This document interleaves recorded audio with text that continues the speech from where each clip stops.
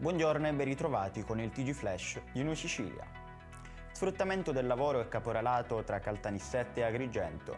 16 indagati. Gli operai reclutati nel capoluogo nisseno erano trasportati a bordo di furgoni in pessime condizioni di sicurezza nelle campagne dei territori siciliani. I vertici del Policlinico di Palermo hanno avviato un'indagine interna per verificare eventuali casi di violenza di genere, molestie sessuali e psicologiche in corsia. Dopo le accuse di sessismo a un professore di chirurgia generale, anche il commissario straordinario dell'ospedale si è mobilitato. Il quartiere Zen a Palermo è stato assediato dagli incendi di rifiuti per tutta la notte fino a stamattina. Allo Zen, come a Borgonuovo, ci sono ancora cumuli di spazzatura a causa della protesta dei lavoratori della RAP che hanno rallentato la raccolta.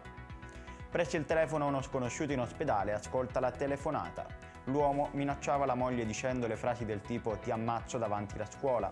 Scatta così la segnalazione alla polizia postale e il divieto di avvicinamento alla donna.